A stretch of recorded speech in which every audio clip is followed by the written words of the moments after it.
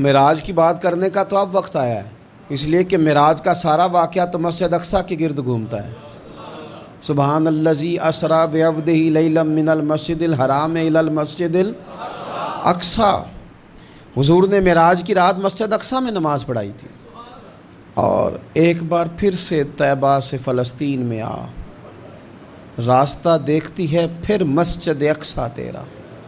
ایک بار حضور گئے تھے مکے سے مسجد اقصیٰ، اور پھر حضور فرماتے ہیں جب میں واپس گیا نا تو کفار نے جو کہ مسجد اقصیٰ دیکھی ہوئی تھی تو مجھ سے پوچھنا شروع کر دیا کہ مسجد اقصیٰ کی کھڑکیاں کتنی ہیں، دروازے کتنے ہیں، پلر کتنے ہیں۔ جب انہوں نے سوال جواب کیے تو حضور فرماتے ہیں کہ رب کریم نے مسجد اقصیٰ کو اٹھا کے میرے سامنے رکھ دیا۔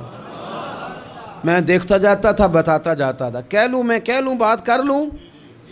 ایک دفعہ حضور مکے سے مسجد اقصیٰ آئے، اور ایک دفعہ مسجد اقصیٰ میرے نبی کی زیارت کے لیے مکے گئی، حضور کی زیارت کے لیے مکہ شریف گئی۔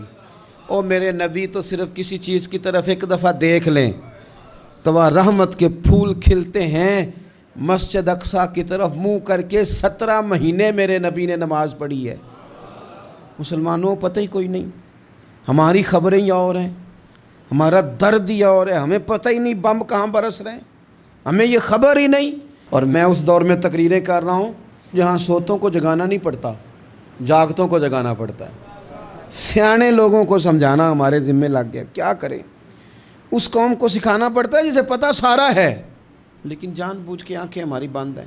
یہ مولوی کو بات کرتا تو لوگ کہتے دیکھو مولوی گالی دیتا ہے، لیکن اگر قائد اعظم محمد علی جناح کہے کہ اسرائیل امریکہ کی ناجائز اولاد ہے تو پھر تو تمہیں ہضم کر لینا چاہیے نا، پھر تو لیبرل کو بھی ہضم ہونا چاہیے نا کہ قائد اعظم نے کہا ہے، اور اس ناجائز بچے کو تم نے اتنی طاقتیں دے دی کہ وہ مسلمانوں کے قبلہ اول میں نماز پڑھنے والوں کو بھی نہ بخشے۔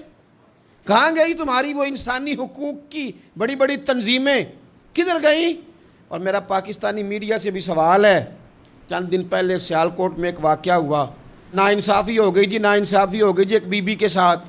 ہر بندے نے شور مچایا، بڑے بڑے طوفان اٹھتے ہیں، کیوں ہوا جی کیوں ہوا؟ تو مسجد اقصیٰ کی توہین ہو گئی تو پھر طوفان کیوں نہیں اٹھا؟ ٹاک شو کیوں نہیں ہوئے؟ بحثیں کیوں نہیں ہوئی؟ میں اس موم بتی مافیا کا کیا کروں؟ ان لبرل لوگوں کا کیا کروں؟ ان کے سپورٹروں ووٹروں کا کیا کروں؟ ان سیاسی جماعتوں کے کارکنوں کو کیا نام دوں کہ جو ان فضول بحثوں میں تو وقت ضائع کرتے ہیں، اور وہ مسجد اقصیٰ جس کے بارے میں میرے نبی پاک صلی اللہ علیہ وسلم سے ایک صحابیہ نے پوچھا تھا، یا رسول اللہ مسجد اقصیٰ میں نماز پڑھنا کتنا کو بہتر ہے باقی نمازوں کے مقابلے میں؟ تو حضور نے فرمایا 1000 گنا بہتر ہے۔ بی بی عرض کرنے لگی سونیا میں جا تو نہیں سکتی، دل بڑا کرتا ہے۔ تو حضور نے فرمایا جا نہیں سکتی تو وہاں تیل ہی بھجوا دے، جس میں حاضری لگوانے کی حضور بات کریں جس مسجد میں۔ اور نبی پاک علیہ السلام نے فرمایا خاص کر کے سفر کرنا ہوا تو 3 مسجدوں کے لیے کرنا، ایک مسجد حرام بیت اللہ کے لیے، ایک مسجد نبوی کے لیے، اور تیسرا مسجد اقصیٰ کے لیے۔